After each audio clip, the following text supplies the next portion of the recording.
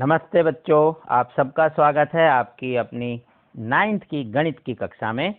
आज हम बात करेंगे प्रायिकता के बारे में। पिछली कक्षा में भी हमने प्रायिकता के बारे में बात की थी और प्रायिकता के बारे में आज इन बातों को थोड़ा और आगे बढ़ाते हैं और बात करते हैं प्रायोगिक प्रायिकता की। क्या है प्रायोगिक प्रायिकता? तो पिछली कक्षा में आपने कुछ अभ्यास किया, जैसे सिक्के उछालना, पासा फेंकना, ये सब आप कर चुके। वहां आपने देखा प्रायिकता यानी प्रोबेबिलिटी, उसके परिणाम देखे कि किसके कितने आने के क्या चांस है। वो विशेष परिणाम, आउटकम्स, जो भी घटने का संयोग होता है वो किस प्रकार मापा जाता है। एक प्रयोग विशेष में एक विशेष परिणाम के घटने का संयोग हम प्रायोगिक या अनुभविक प्रायिकता से ज्ञात कर सकते हैं। इसे बोलते हैं एक्सपेरिमेंटल या एम्पिरिकल प्रोबेबिलिटी। क्या है ये?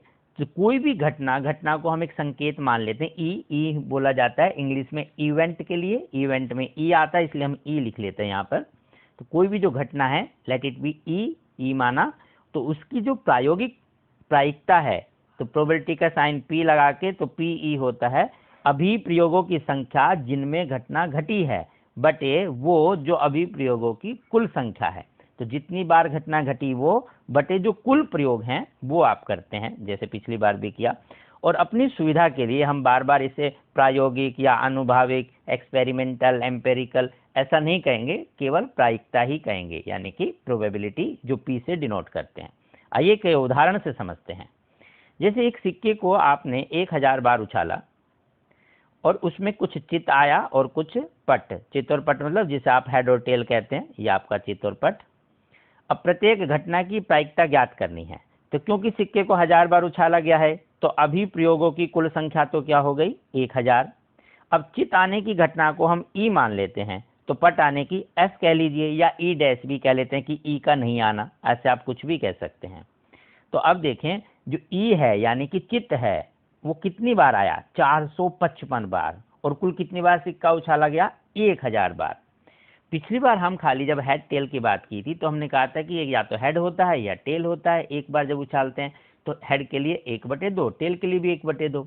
अब थोड़ा सा केस बदल गया है। अब हम इस बात की बात कर रहे हैं कि यदि एक ही सिक्के को 1000 बार उछालें तो जरूरी नहीं है कि बराबर बराबर आएगा, कि हेड भी उतनी बार आए और टेल भी वही संभावना हो। वही बात यहाँ की जा रही है। इसी को बोलते हैं प्रैक्टिकल प्रोबेबिलिटी जी, एक्सपेरिमेंटल।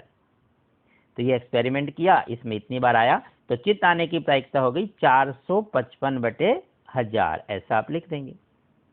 और पट आने की जो बच गया 545/1000, जिसे आप दशमलव में 0.455 या 0.545 आप एफ के लिए और वो ई के लिए, इस प्रकार आप ये प्रायिकता ज्ञात करते हैं।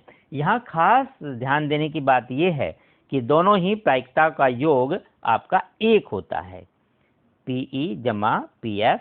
तो जब आप प्लस करेंगे, क्योंकि टोटल में दो ही बात हो रही थी, वो सारा कितना हो गया? 1 के बराबर। एक और उदाहरण की बात करें कि एक पासे को 1000 बार फेंका। अब उसमें कभी 1 आएगा, कभी 2, कभी 3, 4, 5 या 6। तो वो कितनी बार आए ये कहीं ऑब्जर्व किया गया, उसने नोट किया, जो भी एक्सपेरिमेंट कर रहा था। तो बारंबारता यानी कि फ्रीक्वेंसी की एक कितनी बार आए। जब हम लूडो की गोटी को फेंकते हैं तो आता है ना 1, 2, 3, कुछ भी आ सकता है। तो हमने पिछली बार जब ये सवाल किया तो हमने कहा सब चीज एक बार है तो उनके चांस 1 है, तो 1/6, 1/6 ऐसा आपने किया। वो तब एक बार उछाला था। अब ये 1000 बार उछाला तो क्या हो गया? 179 बार तो उसका 1 आया, 150 बार 2, 157 बार 3 आया, 149 बार 4 और 175 बार 5 और 190 बार 6, और इन सब का योग 1000 होना ही चाहिए। ये जो बारंबारता आपकी दी है, तो प्रत्येक के प्रायिकता जो ज्ञात करेंगे, अब उसको मान लेते हैं जैसे E1, E2, E3, E4, E5, ये किसके परिणाम है? 1 आना, 2, 3, 4, 5 और 6। तो प्रोबेबिलिटी ऑफ 1 आना मतलब E1, 2 आना मतलब E2, इस प्रकार हम लिख लेंगे। तो 1 आने की प्रायिकता, तो जो भी 1 की संख्या थी वो बटे में कुल, तो 179/1000, 0.179। फिर दूसरा E2, 2 आने की प्रायिकता 150 अंक से, वहाँ ये देखिए तो 150 है, तो 150/100,000। तो सीधा वहाँ से देख के बस यही लिखना और आपको कुछ नहीं करना, बहुत ही सरल, बहुत ही आसान। तो इस प्रकार आप आसानी से कर सकते हैं। 6 आने की पूछेगा तो 190/1000। इस प्रकार आप ये सारी प्रायिकता ज्ञात कर सकते हैं। और यहाँ भी इन सब का जोड़ आपको 1 ही मिलेगा। ठीक है, आइए अब कुछ अभ्यास के प्रश्न करें। 3 सिक्कों को एक साथ 200 बार उछाला, तो कुल तो कितनी बार प्रयोग किया गया? 200 बार। ये कब आएगा? नीचे बटे में। एक और गलती कई बार बच्चे हम लोग कर लेते हैं, पता नहीं क्यों करते हैं ऐसे, तो कि आप देखेंगे कई बार आपने किया है कि करते समय जो ज्यादा वाली संख्या वो ऊपर लिख देते हैं आप और कम वाली नीचे। ऐसा कभी भी नहीं होता, क्योंकि किसी की भी प्रायिकता 1 से ज्यादा हो ही नहीं सकती। इसलिए आप हमेशा ध्यान रखें, गलतियां होंगी नहीं, कि न्यूमरेटर अंश जो आप बटे में लिखते हो, ऊपर वाली संख्या कभी भी नीचे वाली से बड़ी नहीं हो सकती। नहीं हो सकती मतलब नहीं हो सकती, अगर है तो फिर वो प्रोबेबिलिटी में कहीं ना कहीं उसमें दोष है।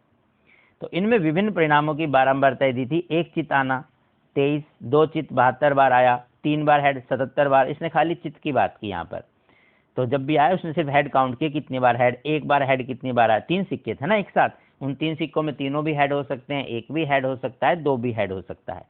तो इस तरह से उसने देखा कोई भी नहीं है, 28 बार तीनों हेड आए या चित आया, जो भी आप बोले, 77 और 2 बार चित 72, 1 बार चित 23।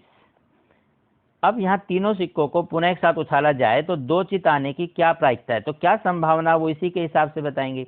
तो 2 चित आना मतलब ये वाला, तो 2 चित आने की संभावना कितनी है? यहाँ 72 टाइम्स आया था, तो पहले का उत्तर यहाँ लिखेंगे, ये 72 72 बटे कितनी बार उछाला? 200 बार।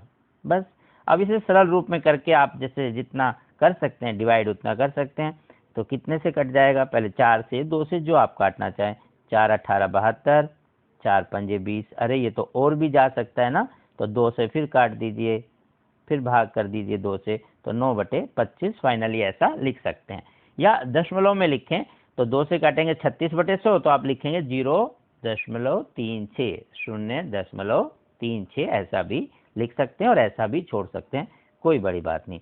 दूसरे वाले सवाल के बारे में बात करें। अब ध्यान से देखिएगा, दूसरे वाले में एक गलती होने के चांस होते हैं, आप वो गलतियां ना करें। यूनिट परीक्षा दी हुई है 1 2 3 4 5, तो प्राप्त अंकों का प्रतिशत कभी उसके 69% है, सेकंड टेस्ट में 71, थर्ड में 73, फिर 68, 74। तो इनके आधार पर बताना कि 70% से अधिक अंक प्राप्त करता है, उसकी प्रायिकता बतानी है। अब यहाँ पर आप ध्यान रखेंगे, ये बारंबारता यहाँ कहीं नहीं है जी, ये टेस्ट है कि पहला टेस्ट, दूसरा, तीसरा, चौथा, कुल 5 ही टेस्ट हुए। मासिक यूनिट परीक्षा में प्राप्त किए गए अंकों का प्रतिशत नीचे दिया गया। ठीक है, हाँ, तो इन आंकड़ों के आधार पर बताना कि 70% से अधिक अंक प्राप्त करता है वो क्या प्रायिकता है। तो देखिए 70 से कब उसके नंबर कब कब आए? 70 से अधिक, ये भी 70 से अधिक है, ये भी 70 से अधिक है और ये भी 70 से अधिक है। ठीक है, तो ये प्राप्त अंकों का प्रतिशत था। तो कितने टेस्ट थे जिसमें उसके 70 से अधिक आए? 3। और कुल कितने टेस्ट थे? 1 2 3 4 5। तो 5 जो उसके टेस्ट हुए उसमें इस प्रकार से उसके अंक आए। तो 70 से अधिक आने की प्रायिकता होगी 3/5 की 5 में से 3 बार वो 70% से अधिक लाता है। बस यही वो आपकी प्रायिकता है। तो बहुत ही आसान, बहुत ही सरल, आप इसका अभ्यास कीजिए और रोचक जानकारी प्रायिकता के बारे में फिर से मिलेंगे आपके साथ। तब तक के लिए नमस्ते।